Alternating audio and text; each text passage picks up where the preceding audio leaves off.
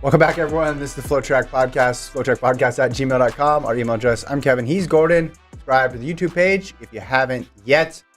Talking Houston Half Marathon. Got some exciting indoor results as well on the pod. If you're watching live, comment on the chat. Gordon, good afternoon. How you doing? Happy Martin Luther King Day. Yes, we are recording this on Monday. What is January 16th? Did you see the statue they unveiled? I did not. Is that new? It looks like a confusing puzzle. Colt knows what I'm talking about. You have to like stare at it for like a really long time to figure out what it is. Oh, I hadn't seen it. Just check it out. I've been to the monument in DC. Yeah, which is awesome. But apparently it's a 3D sculpture of just the arms of a photo. Gotcha. Okay. So, but like it's confusing because you're like, wait, whose arm is what? And it looks a little weird, but In Boston. Yeah, it's in Boston. I haven't seen that before. Yeah. All right. Apparently it costs a lot of money. Little history lesson here, or I guess current events at the beginning MLK of the pod. You want to start with Houston? Yes, I think we start with the American record. We're gonna go through and do the recap of the over-unders because I know people are waiting with bated breath to see who won week one, but we'll get to that at the end If we have time. Yes, Gordon lost, guys. You know who didn't lose? Emily Sisson. Emily Sisson crushed it. You have Emily Sisson in Houston running half marathon. She did lose. She got second. We should say that. Yes, you're right. Shout out to Hiwat Gebremariam, who wins it 66:28 for her. But Sisson goes 66:52, beats her old record. And as I was saying, the combo of Sisson at the half marathon distance in Houston is as sure a thing as you can get in the sport of road running right now. I mean, you say she lost. Gebremariam is a very good runner.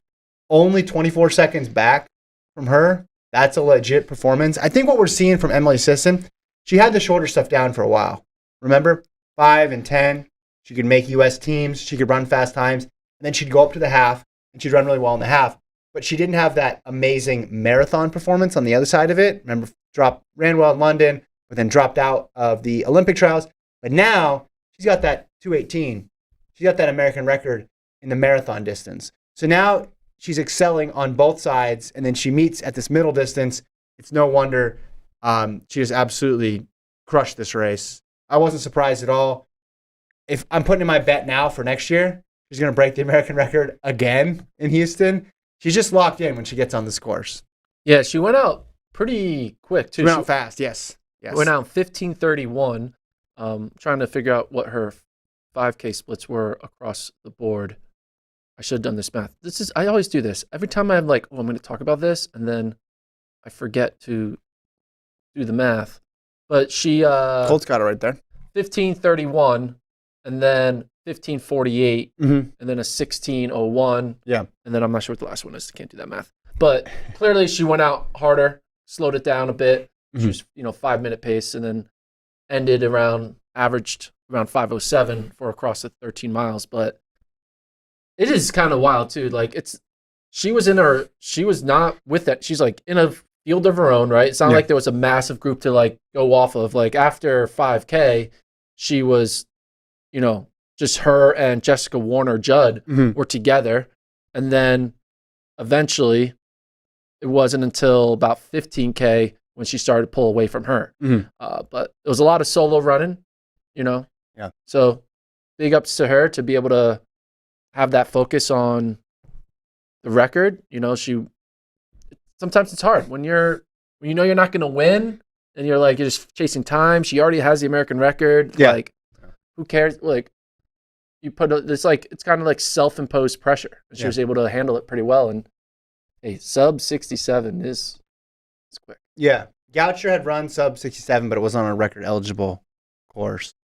67:11 was the time that we were looking for before. That was the over-under. That's from Indianapolis, the half marathon last year. This exceeded my expectations. I thought she'd break it. I didn't know if she was going to go sub 67. What do you think this means for marathon? The way I look at it is just she was already the favorite because she had the American record in the marathon. Like we were finally seeing the marathon potential come through. This just increases her odds, I think.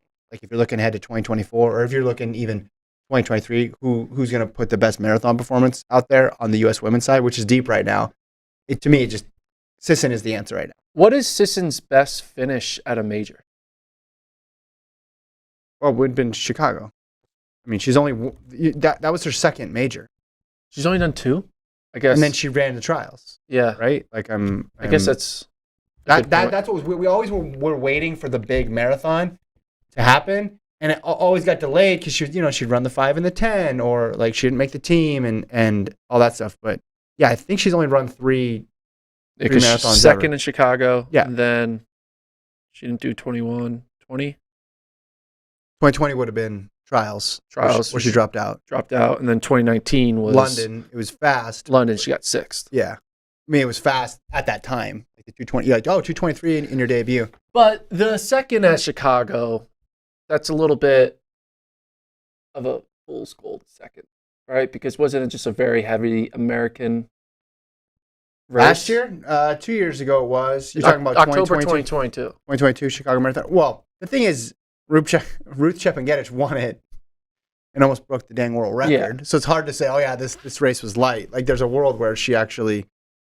wins that race with a 218. I know everybody's running 217s now. Yeah. But because Emily has obviously shown that she has the talent. She's going to be everyone's lock for top 3 spot at the trials. Yeah. But then when do we know, when will Emily Sisson become the athlete that you think that, hey, she could medal at the Olympics? Right. Well, I think she can now because Molly Seidel medaled at the Olympics. Like, I think she's in range now, and Ethiopia's going to only send 3. Kenya's only going to send 3. She can work her way in there. What I would want to see would be her in a championship style race again, right? Yeah. A race that would mimic an Olympic race. Yeah. Succeeding in something like a Boston or a New York, because Chicago is different. You're right. So last year, Chicago, she runs 2:18:20, gets second by 4 minutes to Chepengedich, 2:14:18. And then third was Vivian Kipp, who got 2:20:52. So there was 2 minutes on one side of her and 4 minutes on the other side of her. So it wasn't the deepest field, but you ran 2:18, you lost to a woman who ran 2:14. Yeah. Like, you get the American record, that's a successful day. And she just keeps on churning out successful days. But yeah, well, I think the next step forward would be going to New York or Boston and doing it there. But it is interesting, though, that like she has these multiple American records, right? Even like Kira D'Amato has an American record at moments, but then it's Molly Seidel who has the medal. Yeah. Right. So just because you have all these fast times and these really good performances doesn't always translate to medal performances. Right. So that's why we're like, yeah, she's the best, but when will she give us the like? She's the easiest medal type. Yeah, she's the easiest to see getting in the mix right now. Yes, but that does not mean she's your number one draft pick. Yeah, and of course she keeps giving you more reasons why she should be the number 1 draft pick. And she's also getting closer and closer time wise to that gap. Right now, that all could change because the 214 could move down to 213 this year or 212. No, it really could, right? Yeah. Like that record could drop down and then other people could follow it. But as of right now, all right, she's at 218. The fastest people are at 214. Now she's dropping her half marathon. If she could get down to 217 on a super fast course, then you're shrinking the PR gap. And then the only other thing you need to have happen is, okay, then that championship race comes in. The PR becomes even less relevant, and then that gulf isn't really that big of a deal, right? Because it's getting harder and harder to see someone with a 223, 225 PB get a medal in a world where it's 214, 215, 216, 217 every single race. It's still going to happen. It still has happened. But the faster it gets at that front end, the more you obviously need to go right in those championship settings. Yeah. Like Olympics. But yeah, I just think the marathon really helped her in the half. And before I thought it was the 5 and the 10 that was helping her in the half. Now it's the marathon. Like she has amazing times at both sides. So it makes sense that the half is where she's really going to butter her bread. Do we know what she's doing spring marathon? Is it Do we London have that yet? Or is it Boston? She's not doing Boston, is she? I don't think. Maybe she does London again? Yeah, I want to see it. I mean, I would love to see Boston. Yeah. And that Boston field's stacked too. But yeah, maybe all fields are stacked. Well, maybe true.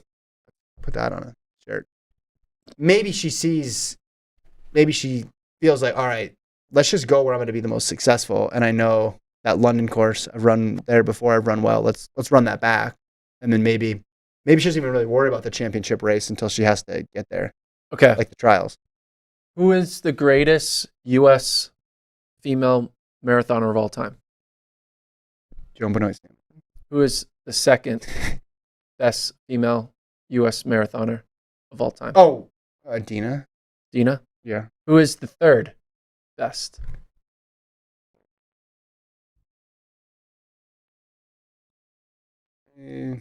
Flanagan? Okay, who's the fourth best? I mean, Linden. Okay, who's the fifth best? You want me to say Sisson? I'm asking where is Sisson right now? Where does Sisson rank? That's a good question. She's the American record holder in both the half and the full. Yeah. I think. Well, see, but do you get credit if you're saying who's the best marathoner of all time? Do you get credit for they have a half marathon PB? Yeah, I mean that's like it's like it's like the relief pitchers in baseball. It's but then you got to introduce. But then you got to introduce the road racing in general, and then you open up the. No, we're not doing 12.8 Ks. Okay, I don't know. 7 mile. That we're not doing the Molly Huddle special. So you're going half and full. Who's the best? I mean, I don't know because There's very few athletes that can name their half marathon PB. It's just the reality of it. Yeah. So I think you should judge on the marathon, and the marathon should stand alone. So yeah, she's got the American record, but she's got one top 5 major performance. Yeah. So the American record is worth a lot of points, but championship performances are worth more. Or major marathon. I consider a major marathon a championship. Because you got people like Goucher in there. I already mentioned Flanagan. Amy Cragg was around for several years, turning out good performances. Linden, I mentioned. And there's probably people from a prior era that I'm not even thinking about. But she's not in your top 5 yet. No, she has the ability. Within 2 years, she could be in the top 5 for sure. For sure. I mean, even look at like Hasse, right? Hasse had fast time and then multiple top 5 performances. Yeah. At majors. Like she nailed Boston, Chicago a couple times. So yeah, you need to see more of it. But she had a different career, right? She had this career that extended on the track. I think it's almost Flanagan-like in that she's winning 10Ks while also potentially being one of the best marathoners going back and forth. So it's not like a pure marathoner. It's hard to pick. Yeah. So we mentioned Geber won it. Huddle, I thought ran really well. 70.01. She's back. Remember, gave birth last year. Jenny Simpson, 70.35. David Monty had a good Q&A before the race with her. She was basically, I just got to get in there and do it. Eventually got to see where I'm at, give myself a benchmark. I'm interested to see what she does. So, because that time qualifies her for the trials marathon. But is it in that Q&A? It wasn't a sure thing, right? She just didn't know which direction she's going to go. Maybe I just stay on the roads and the shorter stuff because she's a 1,500 meter runner. And I think we need to change our expectations. We can't expect every single good miler to also be good at 26.2 miles. Yeah. It's just not going to be everybody's skill set. And maybe it's not for her, but I thought this was I think better than her cherry blossom run that she ran last fall. So, yeah, I was impressed. I thought she wouldn't run this fast. Yeah. I was surprised that she ran this fast. But I do think people are going to jump on, hey, she qualified. But then it's the question of, all right, but now she's got to do 2 of these back to back. Yeah. And how well is she adapted? I mean, remember how great she was at the 1,500. Eventually, your strengths at one distance could be your weakness at another distance. So I wouldn't be surprised if this might be the top end of her range, and we see her run a lot of those 10Ks on the road, right? You see a lot of the shorter stuff, 20Ks maybe, and the half marathon might end up being as far as she goes. Yeah. It's not a sure thing. Do you know when she'll do a full? She hadn't said. But I think people thought, get the qualifier, and then you'll be all good. But of course she was like she's Jenny Simpson. She's gonna qualify. There's a lot of people who can qualify for the trials marathon. Doesn't mean they're actually gonna do it. What's the half marathon qualifier? Is it 72? Okay, so she was way under it. She wasn't like. I made that up. I have no idea. That's actually, like I literally made that up. Why'd you make that up? Because it just sounded good. Let me just see what the U.S. Olympic Trials qualifier. I feel like they would make Marathon. it 72. Boom. Here we go. It is 72. Okay. See, I shouldn't have said that. I just undercut my whole track nerd bona fides. What is it for men? 63. Okay. Well, a lot of people qualified on the men's side of things. So I got good news for you. You want to go over to the men and talk about? Yeah, let's talk about the men. All right. So exciting race at the end. Louis Gebrselassie and Wesley Kiptoo, your guy from Iowa State. Actually, Colts guy. Big 12 guy. Close finish there. Gebrselassie gets it. Kiptoo's running for in his elite, right? In his elite, yeah. Yep. Talby gets 5th. Another one of your guys. Mance 6th, 61-12. He doesn't PR. Ches 8th, 61-51. Anybody just performance stand out? I mean, I was kind of surprised with not being faster, to be honest. Both at the top end with the winners. Like I thought that we would maybe see a sub 60. And then even with the middle guys, with like Mance and Ches, them not breaking 61 was kind of weird. Yeah. And then there was even some other like guys like, Colin Benny, 63.10. That kind of surprised me. Shadwick Kipchurcher, 63.25. Yeah. That surprised me. There was just I feel like it wasn't as quick as what we've seen in the past from guys that I think are 60 high, 61 low type guys. Yeah. So that was my biggest surprise. I felt like it was more of just a slower year for the men's half at Houston. Okay. Yeah, you don't know how the talent's distributed too between like this half marathon versus another half marathon, but that was a good one for Kiptoo. Yeah, I didn't think this guy for sure is going to be in the mix to win it, but he was there. Full marathon, Hitomi Nia won the women's race. She ran, almost got D'Amato's record. Runs 2:19.24.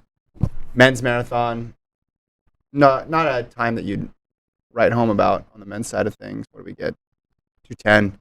Dominic Undoro. Parker Stinson ran 2:12. Tyler Pinnell 2:12.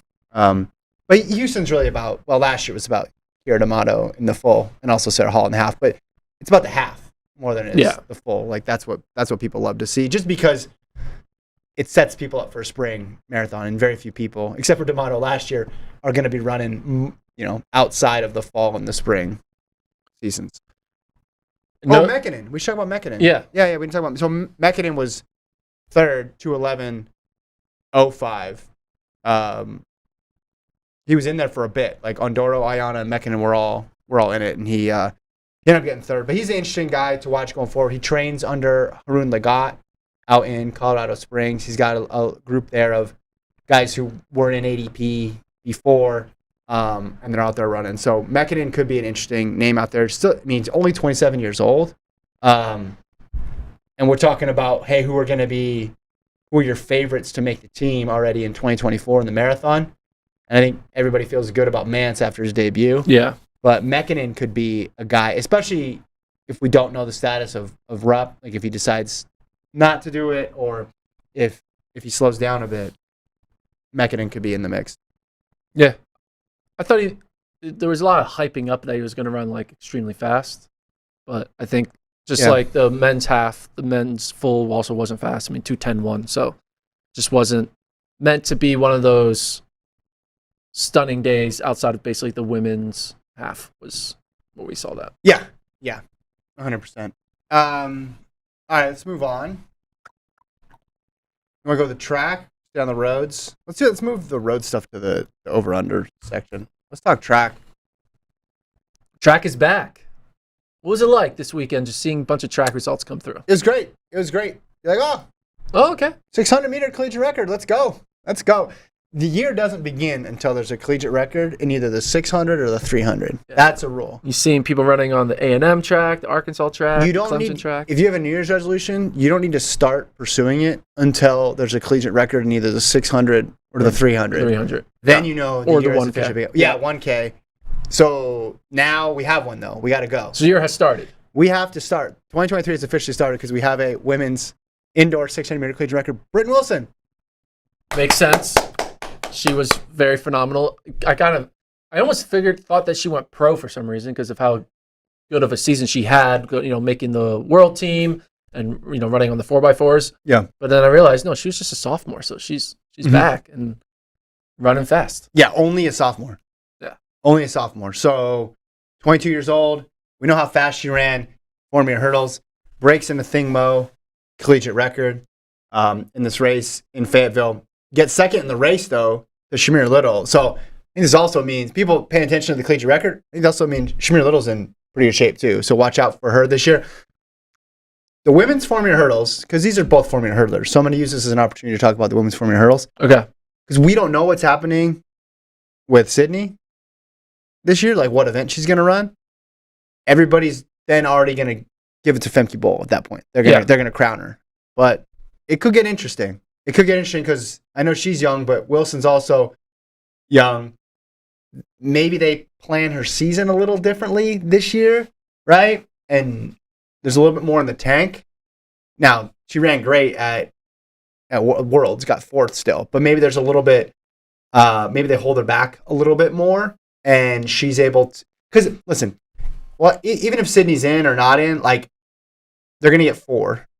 Yeah. Right? They're going to get 3 plus Sydney. So if she doesn't decide to run it. But then I think she just feels much more comfortable in making the team now that's not going to be the question, right? The question is going to be, how well can you perform at Worlds?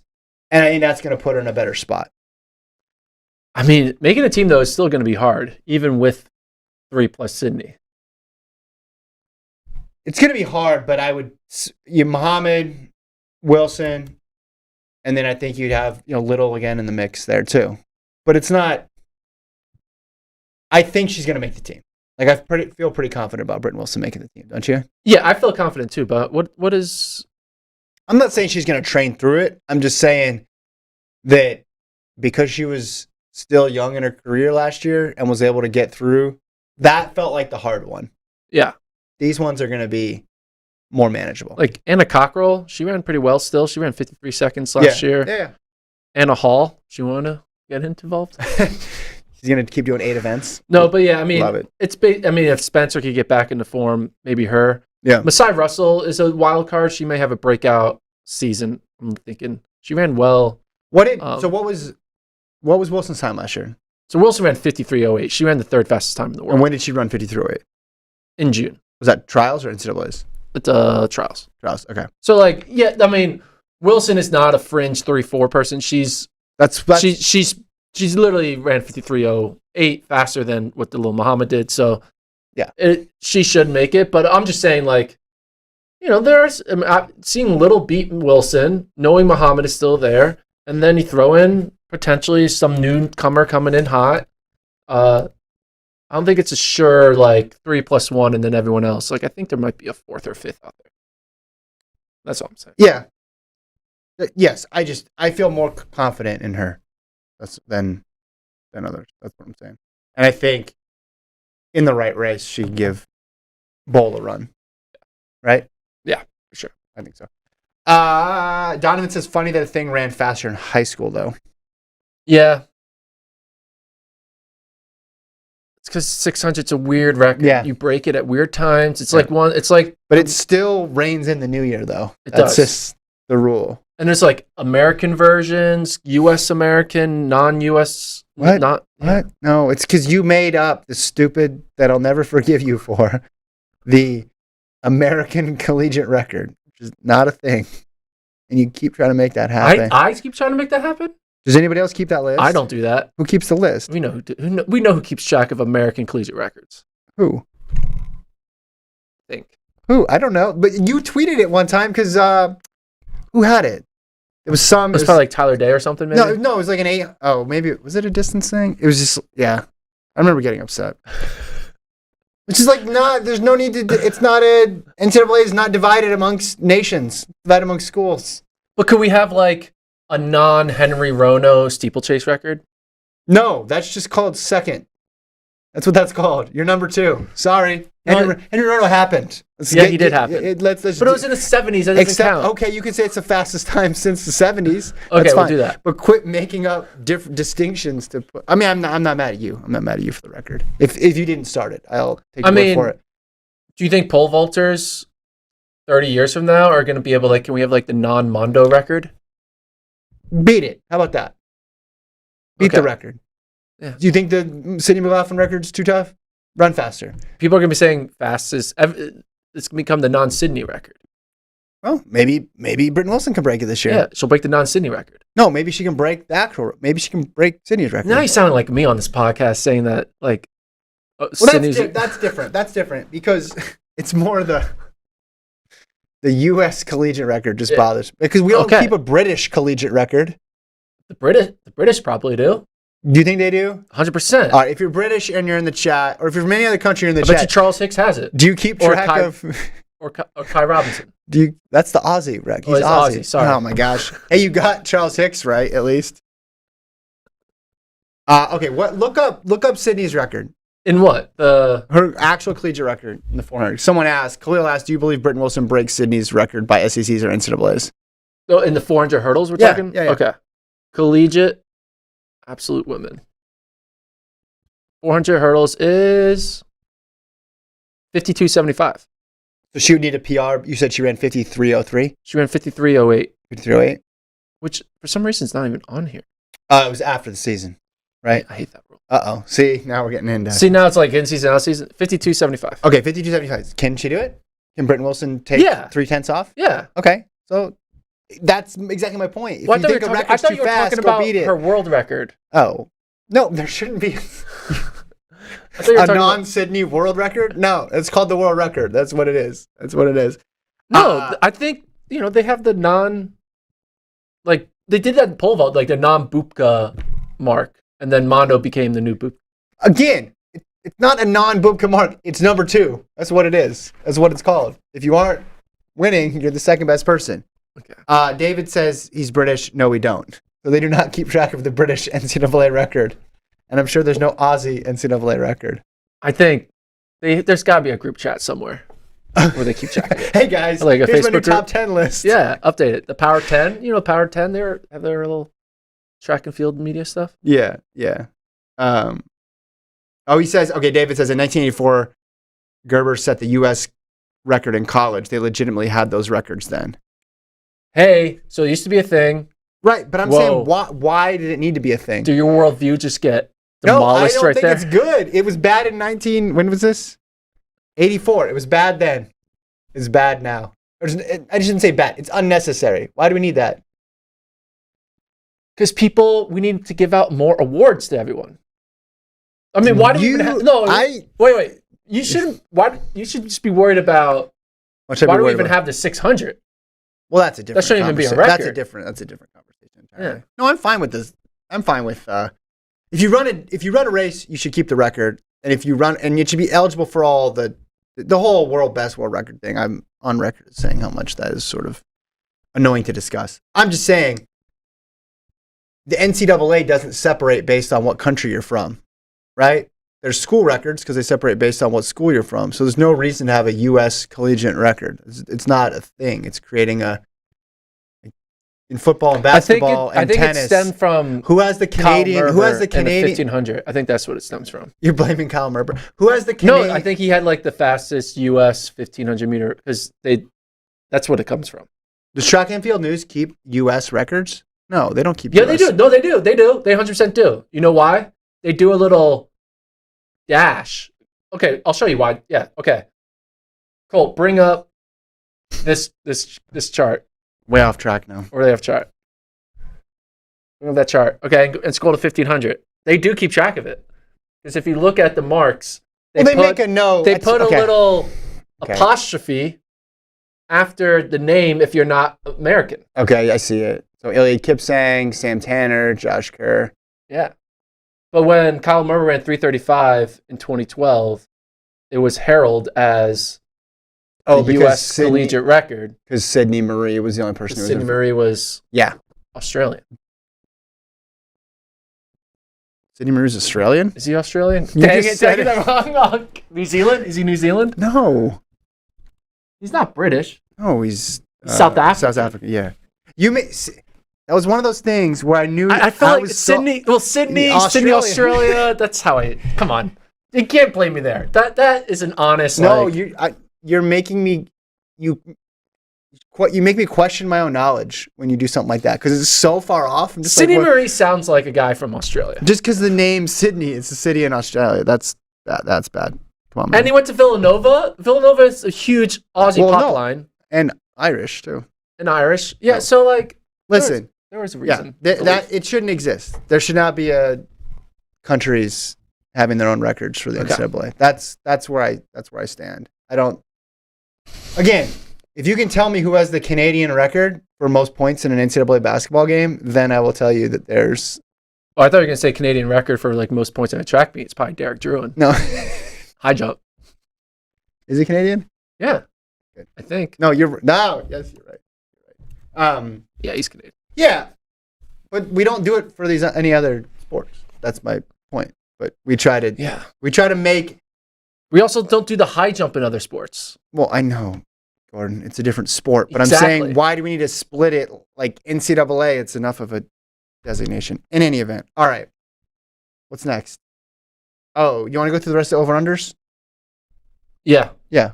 Pull it up. Oh. Who won? Me.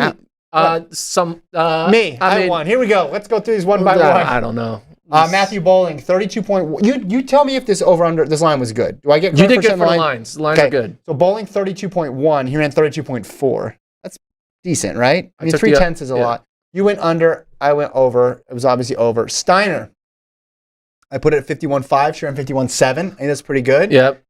I went over, so I won. You went under. You lost. Centro, over under 2.5 people finishing in front of him in the mile at UW. He scratched. So he didn't scratch. He DNF'd.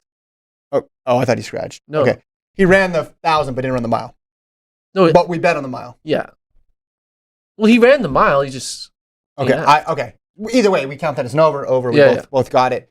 Williams, this is the one I was off on, and then I felt kind of dumb later because I put the line at what he ran last year, 6:48. Yeah, you were dumb. Which was the collegiate record, or not the collegiate record, but his lifetime best. He ran 6:54, which is still pretty good. Yeah, still pretty good. You got that one. You went under, or I went under. You went over, and you got it. Sisson and Mance, where I talked about, and then Yahuala on the roads in Spain, 29:14, her world record. Could she beat it? We said over, barely. We won that one, 29:19. You did a good job of setting the lines. Pretty close. The Williams one was off. I should have adjusted the Williams one. You should have made that like 6:51 or something. Yeah, I got carried away because it was his. He said it in that same meet. What did you think of those athletes running off distances, Bowling and Steiner, or distances they've never really run before? Yeah, I was kind of surprised about Steiner and Bowling. I thought they would run it faster. Well, yeah, because you picked the unders, but like take that out of it. What did you think? I think Steiner, clearly was not trying because 51.7 is really slow for her. So I think she's trying. No, she wasn't trying. It's just she wasn't trying. Flat track, right? She wasn't trying. Well, okay. All right. Go ahead. She was jogging. I'll let you finish. Bowling was trying. I'll let you finish. Bowling was trying because he ran 32.4. That's good. Okay. Bowling was trying, but you can't really take anything from it. Again, Steiner and Bowling are. I mean, Steiner specifically is more focused on what she can be doing in the summer, not what she's doing in January on a flat track in Kentucky. But Bowling, so the 32.40, I'm like, ooh, that's like pretty good, right? Like I was looking at, like, sure, he didn't get near the record or anything. Yeah. But then I did a little research, but you did your own research? I was like, that's pretty impressive. But there were two guys in Arkansas who run for Arkansas who ran 32.46 and 32.48. James Benson II and Lance Lang ran 32.48 and 32.46. This weekend. And so, like, you were thinking, oh, Bowling, 32.40, like he's separating himself from the rest. But I was like, well, these two other college kids are running 32.4s as well. Yeah. So it's kind of like, it kind of wasn't that impressive. Okay.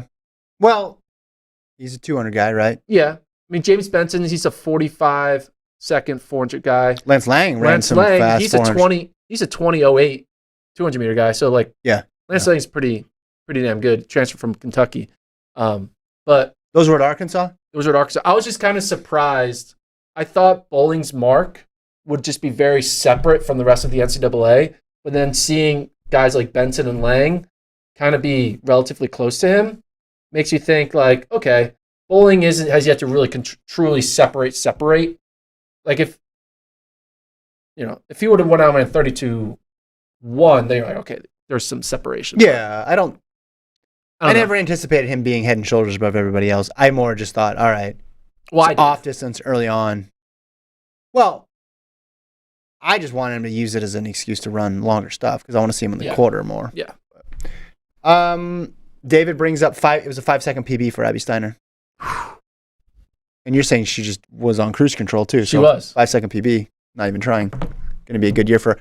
Good point though about her season versus the collegiate season. Yeah. No World Indoors this year. So your year basically ends, if you do a full indoor season, your season is over pretty soon. Yeah. You might run It's over yesterday. Milrose. No, there's Dr. Sander coming up at the Armory. You could run that. New Balance Indoor Grand Prix. USA's.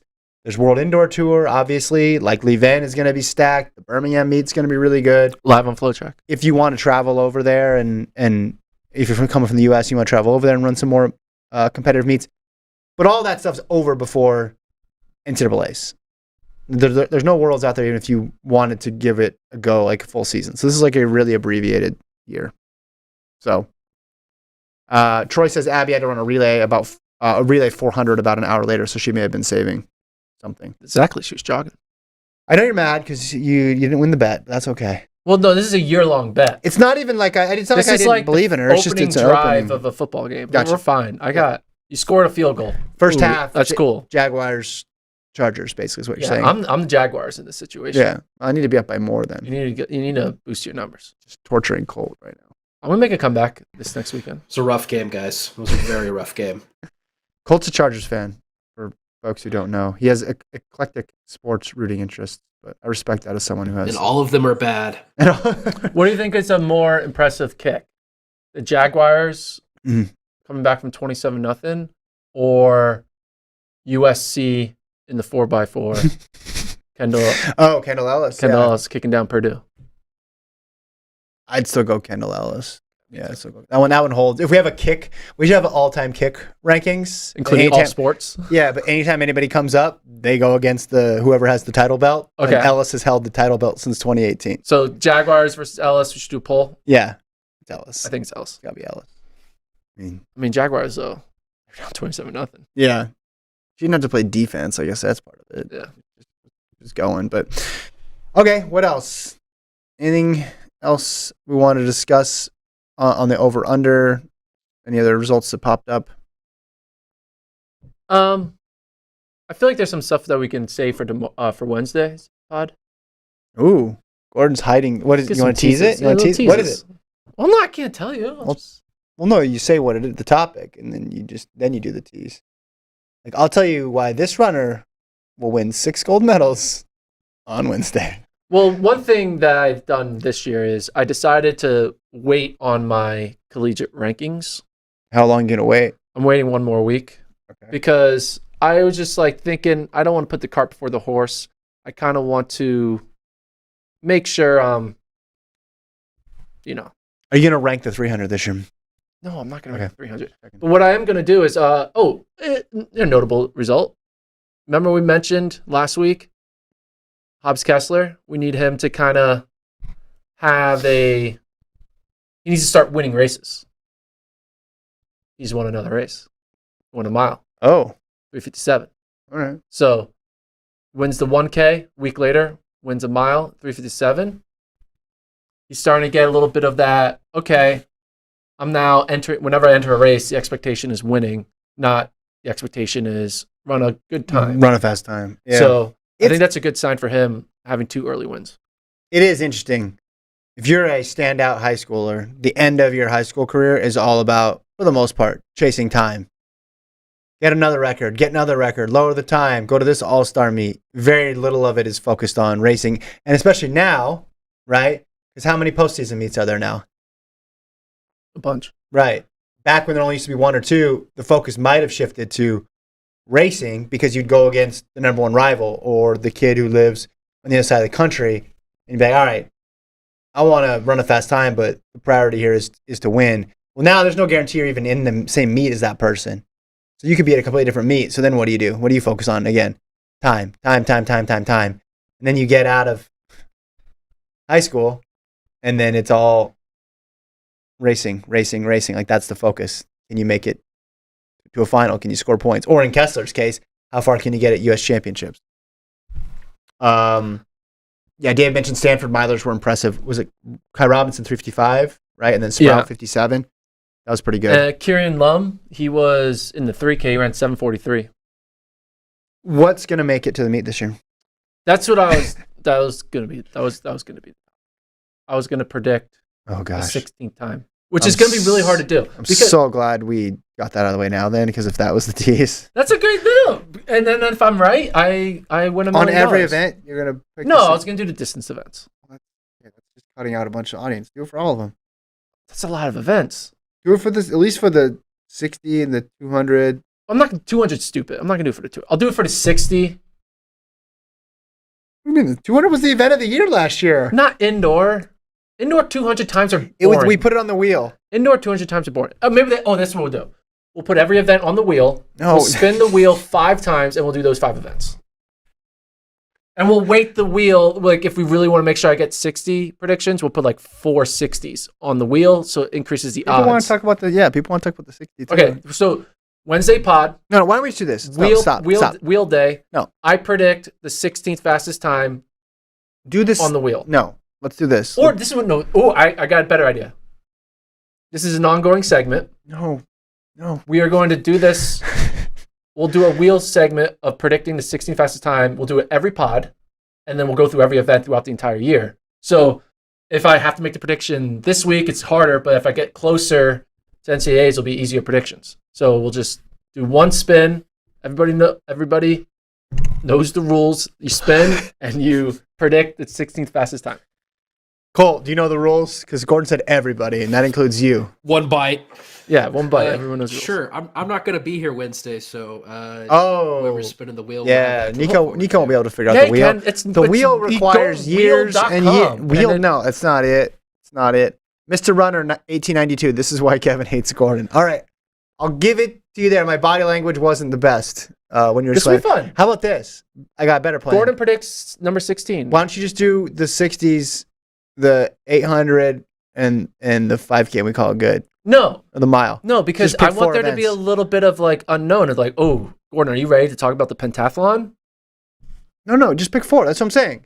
But 60 needs to be one of them, and then I think you 5K because that's your favorite event. Yeah. So just pick 4 events. Okay. We don't need to do it every single week. That's a lot of wheels. Well, it's the same wheel, and you just remove a sliver from the wheel. I understand how wheels work, but it's a lot. What else are you gonna do? Oh, all sorts of things. All right. There's probably a schedule that's going to come out we could break down. There's any number. Yeah, you and your schedules. My wheels are all right. Off topic. Last topic. Give me the underrated performance of the weekend. You comb through all the results. It could be NCAA. It could be pro. You mentioned Kessler. But yeah. Give me someone else. Like, what's the underrated performance of all of track and field from this past weekend? Should have came more prepared, but no, we like it like this. This is better. I can handle some this. of your best work is done when you are not prepared. Underrated performance of the weekend. You got one? Yeah, I have one. There's a couple that I saw that were. I was like, oh, okay. I'm just debating if I want to do a men's performance or a women's. Do both. One of each. Do it. One of each. Yeah. Okay. So for men, I really thought Ismail Coney, or Cone, Florida State transfer. He ran 6:51. He ran the fastest time in the 60.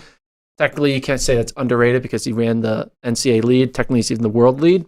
But Florida State is notorious for always getting these incoming transfers. I think this guy went to New Orleans before. I think he's a transfer from New Orleans. Let me double check. Yeah, transfer from New Orleans. Now with Florida State. He ran 6.66 while at New Orleans. Now he's at Florida and 10 flat. Now he's at Florida State and he runs a world lead 6:51 opener. It's not underrated because it's the world lead, but I think for him, it's early. It's early enough. He's a name that nobody was thinking about. Then now all of a sudden he might be a guy where like, oh, this guy can finish top 3. Okay, so I like it. That's your men's. What about women's? Women's. I mean, I wanted to say Shamir Little because we all talked about Britton Wilson. Right. Because Shamir actually won the race. But the chat has one. I will talk about, I did mention this person, and it's the 400 hurdles. And I'm going with Masai Russell because she ran 7:88 in Kentucky, world lead in the 60 hurdles. She's already run a bunch of 60 hurdles. She's run 1, 2, 3, 4, 5 60 hurdles so far this year. She ran twice in December. This track season. And then she ran 3 times this past weekend. Just kind of a lot, last 60 hurdles. Yeah. And she ran 7:88, world lead, personal best. She's a 400-meter hurdler. So her progression, if you look at her 400-meter hurdles, she ran in 2019, she ran 56.2, 2021, 56.1, 2022, 55.0. I think she's going to be in the 53s, and she might be like that college kid that you're like, ooh, watch out. Is she still in college? She might not still be in college. Kentucky, right? Yeah, but okay, yeah, she's still in college. Yeah. She has like a really good NIL deal. Yeah. So the chat. Yeah. She signed with WWE. Yeah. That's nuts. Big up to her. Yeah, I wonder, is she the one, does she have the biggest NIL deal of any track athlete? She has, yeah. She's probably one of the biggest in all sports. She was like the person that was like kind of the poster child for when they talk about NIL deals and like track and NCAA. They always be like, Masai Russell, Kentucky. But that's not about the NIL. It's about she's running really fast 60 hurdles, which is going to translate well to her 400 hurdles, which will be a hard team to make with, as you know, people at top. So chat has an underrated athlete of the week, Talitha Diggs. Yeah, she ran a good 3. Well, and Thomas brings up her 60, 7.14 in the 60. He says, not bad for a 400-meter runner. She's from my hometown. Yeah, PA. Yeah. Yeah. Eagle. That's right. I mean, made the team last year. I think there's some confidence that comes with that. Yeah. We talked about Britton Wilson earlier. I think there's some confidence that comes with making a U.S. team, competing at the very highest level of the sport, then going back to college. Maybe this should be an ongoing segment. Underrated athlete of the week, and then the chat gets to pick their athlete. Should we do underrated, overrated athlete? Or does that get upset? Yeah, people get upset. I was trying to keep it positive with this. I mean, there was a good high school performance in the pole vault. Amanda Mall. Someone mentioned that in the chat too. She in that Nevada meet where they do like pole vault summit, I think it is. Yeah. She vaulted 4.61, which is a U20 record, maybe. Seems like it would be. 461 is pretty high for a high school girl. Anyway, that was impressive. She's 17, not even 18. Yeah. And she's vaulting 4.61 meters. All right. Anybody? Last call for the chat. Last call for the chat. Gordon, you're going to the dentist today? Going to the dentist? You tell me why you're excited. I'm excited. Why are you excited? Because like I had a really good run of dental hygiene the past 6 months. Like I was like this time I'm going to listen to my dentist and I'm actually going to do what they tell me to do. And I went hard into the paint. Yeah. And I'm excited. I'm like, I feel like I did all my homework and I'm going to show, because normally I go to a dentist, I'm like, oh, they're going to find out. I haven't been flossing because flossing is my kryptonite. Yeah. And I overcame it. And now, like, they're going to be like, dang, your gums, they're looking good. I like how you said I had a really good run at dental hygiene. I did. I mean, it's hard. I'm on a bit of a heater right now really when it comes to floss. Consistently. It's easy to do it, and then you forget, and then, but I was like, no, I'm doing it every time. Can I tell the story of a couple of years ago when you went to the dentist? Sure. So Gordon went to the dentist a few years ago. He hadn't been in like 10 years. In 10 years, and he exclusively drank soda. That's an exclusively. How many sodas did you drink a day? I don't know, but you're making it sound like I'm like a crazy person. You drank at least 2 sodas a day. Is that fair? I drank average of 2 sodas a day. No, not a day. 2 every 2 days. So 1 a day. Yeah, you drank a soda a day. So 1 a day. Yeah. Maybe reduce that to its lowest 6 a week. 6 a week. All right, that's what he says. I first personally saw him drink 6 a week. So maybe he drank 0 at home. Yeah, but that's what I saw. And you went there first time in 10 years, and you had how many cavities? It was like 10, right? You needed a lot of work done. Yeah, I needed a bunch of stuff. Yeah. And it reminded me of the time there was an episode like Lamar Odom hadn't gone to the dentist in forever, and it was like a Kardashians thing, and he had so much dental work to do that they just like knocked him out like the entire time and just like went to work there for a bunch of hours and hours and hours. So I'm glad to hear that it's going better for you. Yeah. You know? So, I mean, what's the kids out there? Floss. It's important. So I learned that lesson my first year out of college. Didn't go for a while, but more importantly, didn't floss. That's the thing. Like, this isn't medical advice, but it's like if you're brushing, you're flossing, you're taking care of business, like you're all good, right? But if it's that plus you're not going, then you sit in that chair and they're just gonna go to town on you. And that's what they did with me. And then I hit my max, like my insurance, like I maxed out like my dental payment that year because it was like so many cavities. I had a root canal, and I'm like, I'm not gonna pay to be in this much pain. This sucks. I could just stick this floss in my teeth. Yeah. And be done with it. And I've had a good run. I've had like 10 years of wow. Yeah. That's why I kind of look at you as my protege. Oh, okay. Yeah. You're nice. Like, you know how people, coaches have coaching trees? Yeah. I'm in your dental tree. Well, you are taking like little by little. You don't know this, but you've been taking like advice that I've put out in the world. But it's not from me. Okay. It's just advice that I've said maybe 4 years ago, 3 years ago. And you ignored it at the time and laughed and probably made some comment about something. Yeah. But I told you just floss. The diet stuff, like buying the prepackaged salads and stuff. Told you just ditch soda. Yep. Look at this. Did you wear the helmet that I gave you? I wear it. I wear it all the time. So I got Gordon a helmet after the bike crash. So I was late on that. But to be fair, I didn't know. I thought I wasn't going to wear the helmet, but now I do because I'm like, I should be a friend. I should wear the helmet. Yeah, so I showed up at his house. Was this like 3-4 months ago? Yeah. So I was late on, and I had an extra helmet. I was like, I'll give it to Gordon. So you're like really taking my. This is weird. This is a strange feeling to be in. You thought I wasn't. You're like the little brother I never had. Now that I realize it. Yeah. Don't tell it to my older brother. David says he needs to step it up. What's his name? Billy Mack. If you're listening, no, what's Adam? Adam. Come on, man. This guy needs some guidance. David says, just kidding. No, but seriously though. Yes. David says Kevin watches the Kardashians. Nah, it was just, it was on just constantly. I saw them I saw them on a Southwest flight. Would you believe that? The Kardashians? Yeah. Southwest. Yeah.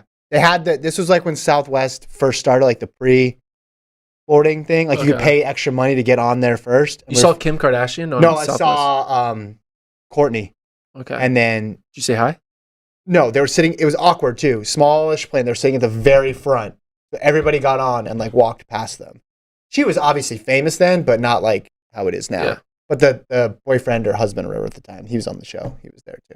I just thought, man, you guys are flying Southwest. Like, what's going on with this economy? Or maybe like, damn, I'm on Southwest. Like you're going to their level. They're not stooping to your level. You're going up to them. No, because I think we all know what has happened next. So, all right, we'll leave it there. Thanks, Colt, for producing. He's going to be out Wednesday, which I'm sad about. But we'll still have a show Wednesday with Gordon's special secret top 16 time predictions. Yeah. Get your bets in now, folks. Anything else? Nope. Thanks, everybody, for tuning in. We really do appreciate it. We will like and subscribe. Talk to you then. See ya.